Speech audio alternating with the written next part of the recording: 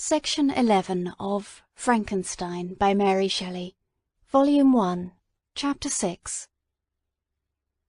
On my return, I found the following letter from my father. To V. Frankenstein. My dear Victor, you have probably waited impatiently for a letter to fix the date of your return to us, and I was at first tempted to write only a few lines, merely mentioning the day on which I should expect you. But that would be a cruel kindness, and I dare not do it. What would be your surprise, my son, when you expected a happy and gay welcome, to behold, on the contrary, tears and wretchedness? And how, Victor, can I relate our misfortune? Absence cannot have rendered you callous to our joys and griefs, and how shall I inflict pain on an absent child? I wish to prepare you for the woeful news, but I know it is impossible, even now your eye skims over the page, to seek the words which are to convey to you the horrible tidings. William is dead. That sweet child, whose smiles delighted and warmed my heart, who was so gentle yet so gay. Victor, he is murdered. I will not attempt to console you, but will simply relate the circumstances of the transaction. Last Thursday, May 7th, I, my niece, and your two brothers went to walk in Plain Palais. The evening was warm and serene, and we prolonged our walk farther than usual. It was already dusk before we thought of returning, and then we discovered that William and Ernest, who had gone on before, were not to be found. We accordingly rested on a seat until they should return. Presently Ernest came, and inquired if we had seen his brother. He said that they had been playing together, that William had run away to hide himself, and that he vainly sought for him, and afterwards waited for him a long time, but that he did not return. This account rather alarmed us, and we continued to search for him until night fell, when Elizabeth conjectured that he might have returned to the house. He was not there. We returned again, with torches, for I could not rest when I thought that my sweet boy had lost himself, and was exposed to all the damps and dews of night. Elizabeth also suffered extreme anguish. About 5 in the morning I discovered my lovely boy, whom the night before I had seen blooming and active in health, stretched on the grass, livid and motionless. The print of the murderer's finger was on his neck. He was conveyed home, and the anguish that was visible in my countenance betrayed the secret to Elizabeth. She was very earnest to see the corpse. At first I attempted to prevent her, but she persisted, and entering the room where it lay, hastily examined the neck of the victim, and clasping her hands, exclaimed, "O God, I have murdered my darling infant." She fainted, and was restored with extreme difficulty. When she again lived, it was only to weep and sigh. She told me that same evening William had teased her to let him wear a very valuable miniature that she possessed of your mother. This picture is gone, and was doubtless the temptation which urged the murderer to the deed. We have no trace of him at present, although our exertions to discover him are unremitted, but they will not restore my beloved William. Come, dearest Victor, you alone can console Elizabeth. She weeps continually, and accuses herself unjustly as to the cause of his death. Her words pierce my heart. We are all unhappy, but will not that be an additional motive for you, my son, to return and be our comforter? Your dear mother. Alas, Victor, I now say, thank God she did not live to witness the cruel, miserable death of her youngest darling. Come, Victor, not brooding thoughts of vengeance against the assassin, but with feelings of peace and gentleness that will heal instead of festering the wounds of our minds. Enter the house of mourning, my friend, but with kindness and affection for those who love you, and not with hatred for your enemies. Your affectionate and afflicted father, Alphonse Frankenstein. Geneva, May 12th, 17 .. Clerval, who had watched my countenance as I read this letter, was surprised to observe the despair that succeeded to the joy I at first expressed on receiving news from my friends. I threw the letter on the table and covered my face with my hands. "My dear Frankenstein," exclaimed Henry, when he perceived me weep with bitterness, "are you always to be unhappy? My dear friend, what has happened?" I motioned to him to take up the letter, while I walked up and down the room in the extremest agitation. Tears also gushed from the eyes of Clerval as he read the account of my misfortune. "I can offer you no consolation, my friend," said he. "Your disaster is irreparable. What do you intend to do?" "To go instantly to Geneva. Come with me, Henry, to order the horses." During our walk, Clerval endeavoured to raise my spirits. He did not do this by common topics of consolation, but by exhibiting the truest sympathy. "Poor William," said he, "that dear child, he now sleeps with his angel mother. His friends mourn and weep, but he is at rest. He does not now feel the murderer's grasp. A sod covers his gentle form, and he knows no pain. He can no longer be a fit subject for pity. The survivors are the greatest sufferers, and for them time is the only consolation. Those maxims of the Stoics, that death was no evil, and that the mind of man ought to be superior to despair on the eternal absence of a beloved object, ought not to be urged. Even Cato wept over the dead body of his brother."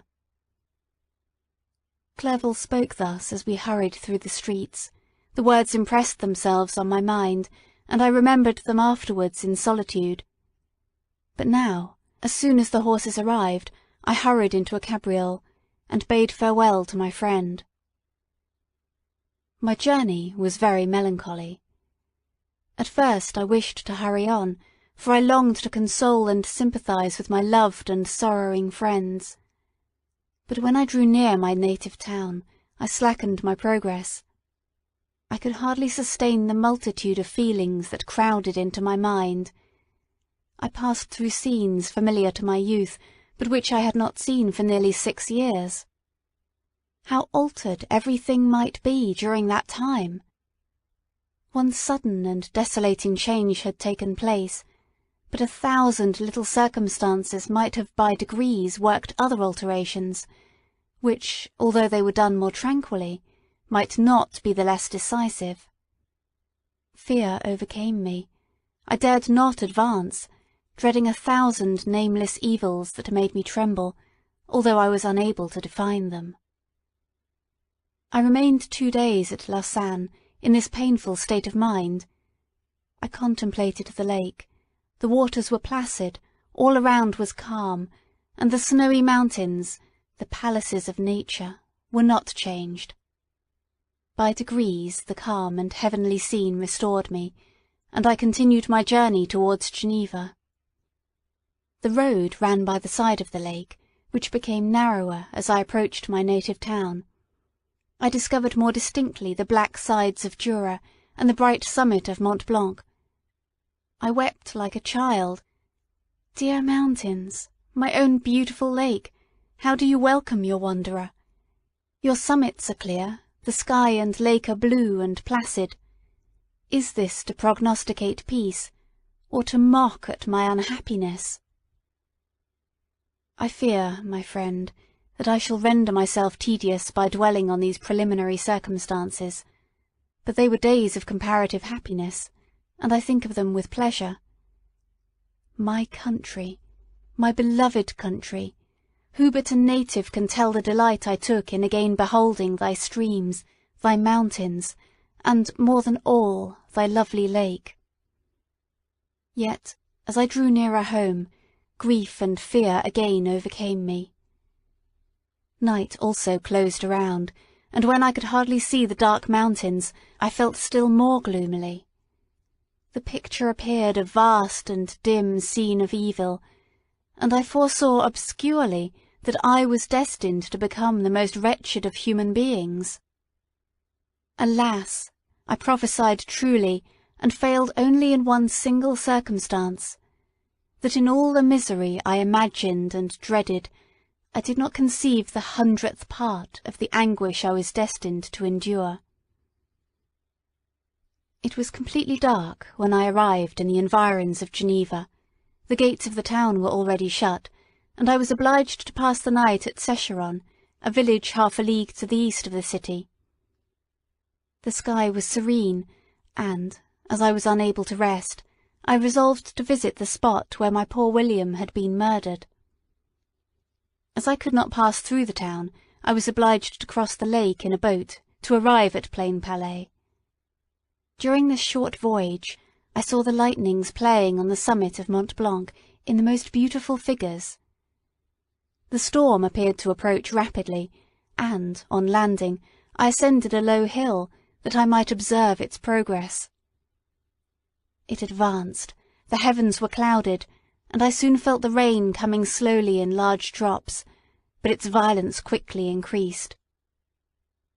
I quitted my seat and walked on, although the darkness and storm increased every minute, and the thunder burst with a terrific crash over my head. It was echoed from Salive, the Juras, and the Alps of Savoy. Vivid flashes of lightning dazzled my eyes, illuminating the lake, making it appear like a vast sheet of fire. Then for an instant everything seemed of a pitchy darkness, until the eye recovered itself from the preceding flash. The storm, as is often the case in Switzerland, appeared at once in various parts of the heavens. The most violent storm hung exactly north of the town, over that part of the lake which lies between the promontory of Bellerive and the village of Coppet. Another storm enlightened Jura with faint flashes, and another darkened and sometimes disclosed the Mole, a peaked mountain to the east of the lake. While I watched the storm, so beautiful yet terrific, I wandered on with a hasty step. This noble war in the sky elevated my spirits. I clasped my hands and exclaimed aloud, "William, dear angel, this is thy funeral, this thy dirge." As I said these words, I perceived in the gloom a figure which stole from behind a clump of trees near me. I stood fixed, gazing intently. I could not be mistaken. A flash of lightning illuminated the object, and discovered its shape plainly to me. Its gigantic stature, and the deformity of its aspect, more hideous than belongs to humanity, instantly informed me that it was the wretch, the filthy demon to whom I had given life. What did he there? Could he be, I shuddered at the conception, the murderer of my brother? No sooner did that idea cross my imagination than I became convinced of its truth. My teeth chattered, and I was forced to lean against a tree for support. The figure passed me quickly, and I lost it in the gloom. Nothing in human shape could have destroyed that fair child. He was the murderer. I could not doubt it.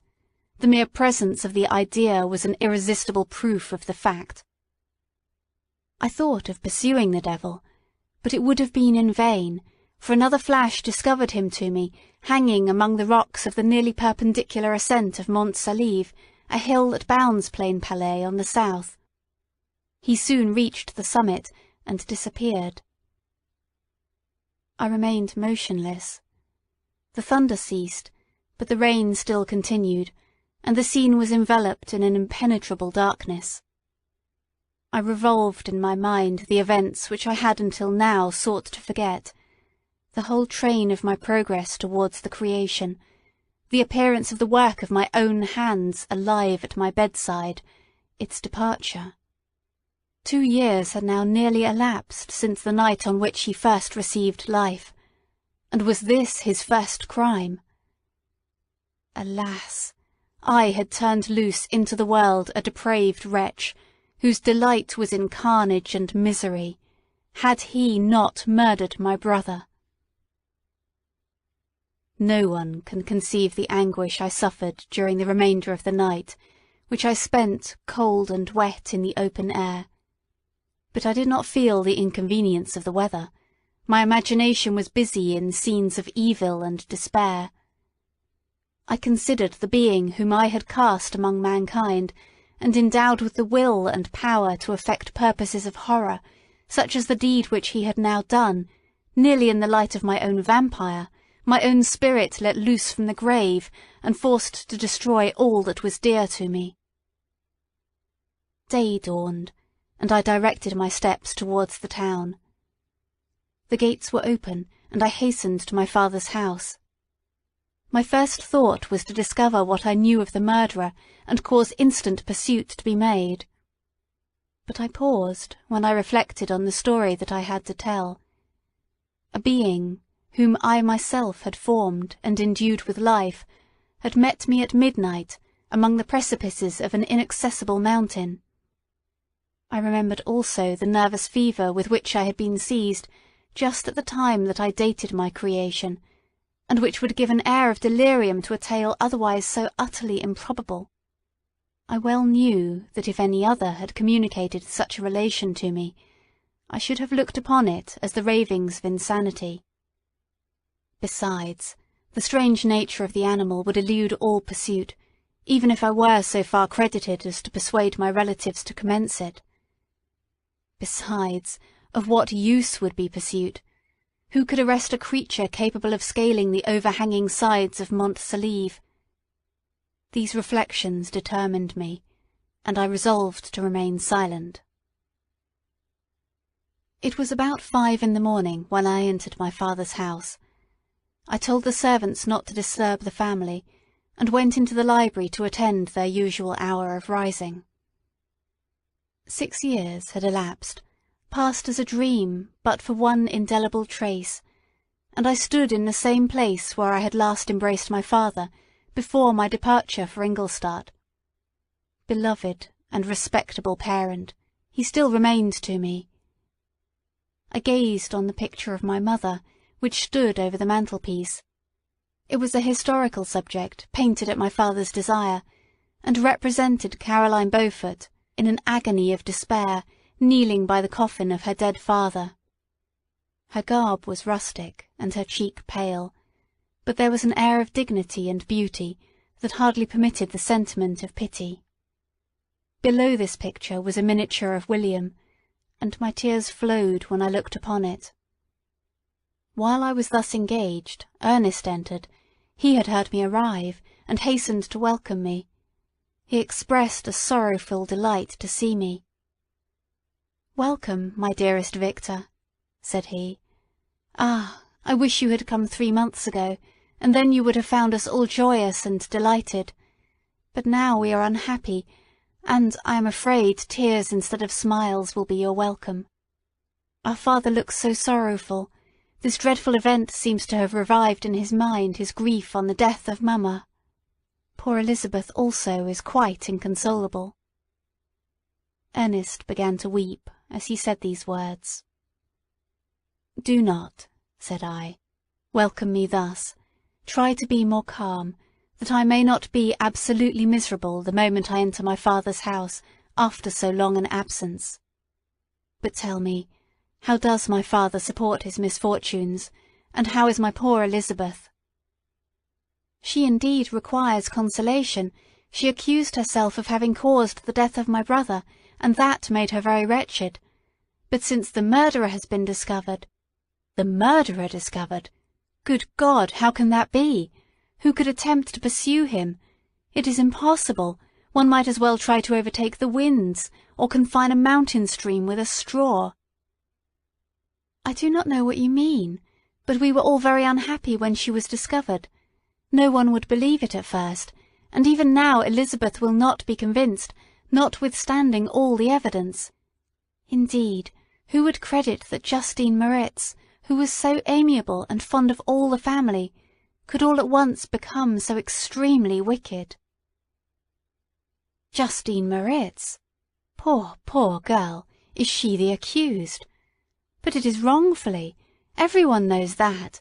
No one believes it, surely, Ernest?" "No one did at first, but several circumstances came out that have almost forced conviction upon us, and her own behaviour has been so confused, as to add to the evidence of facts a weight that, I fear, leaves no hope for doubt. But she will be tried today, and you will then hear all." He related that, the morning on which the murder of poor William had been discovered, Justine had been taken ill and confined to her bed, and, after several days, one of the servants, happening to examine the apparel she had worn on the night of the murder, had discovered in her pocket the picture of my mother, which had been judged to be the temptation of the murderer. The servant instantly showed it to one of the others, who, without saying a word to any of the family, went to a magistrate, and upon their deposition Justine was apprehended. On being charged with the fact, the poor girl confirmed the suspicion in a great measure by her extreme confusion of manner. This was a strange tale, but it did not shake my faith, and I replied earnestly, "You are all mistaken. I know the murderer. Justine, poor, good Justine, is innocent." At that instant my father entered. I saw unhappiness deeply impressed on his countenance, but he endeavoured to welcome me cheerfully, and, after we had exchanged our mournful greeting, would have introduced some other topic than that of our disaster, had not Ernest exclaimed, "Good God, Papa! Victor says that he knows who was the murderer of poor William." "We do also, unfortunately," replied my father, "for indeed I had rather have been for ever ignorant than have discovered so much depravity and ingratitude in one I valued so highly." "My dear father, you are mistaken. Justine is innocent." "If she is, God forbid that she should suffer as guilty. She is to be tried today, and I hope, I sincerely hope, that she will be acquitted." This speech calmed me. I was firmly convinced in my own mind that Justine, and indeed every human being, was guiltless of this murder. I had no fear, therefore, that any circumstantial evidence could be brought forward strong enough to convict her, and, in this assurance, I calmed myself, expecting the trial with eagerness, but without prognosticating an evil result. We were soon joined by Elizabeth. Time had made great alterations in her form since I had last beheld her. 6 years before she had been a pretty, good-humoured girl, whom everyone loved and caressed. She was now a woman in stature and expression of countenance, which was uncommonly lovely. An open and capacious forehead gave indications of a good understanding, joined to great frankness of disposition. Her eyes were hazel, and expressive of mildness, now through recent affliction allied to sadness. Her hair was of a rich dark auburn, her complexion fair, and her figure slight and graceful. She welcomed me with the greatest affection. "Your arrival, my dear cousin," said she, "fills me with hope. You will perhaps find some means to justify my poor guiltless Justine. Alas! Who is safe if she be convicted of crime? I rely on her innocence as certainly as I do upon my own. Our misfortune is doubly hard to us. We have not only lost that lovely, darling boy, but this poor girl, whom I sincerely love, is to be torn away by even a worse fate. If she is condemned, I never shall know joy more. But she will not be, I am sure she will not, and then I shall be happy again, even after the sad death of my little William." "She is innocent, my Elizabeth," said I, "and that shall be proved. Fear nothing, but let your spirits be cheered by the assurance of her acquittal." "How kind you are! Everyone else believes in her guilt, and that made me wretched, for I knew that it was impossible, and to see everyone else prejudiced in so deadly a manner rendered me hopeless and despairing." She wept. "Sweet niece," said my father, "dry your tears. If she is, as you believe, innocent, rely on the justice of our judges, and the activity with which I shall prevent the slightest shadow of partiality."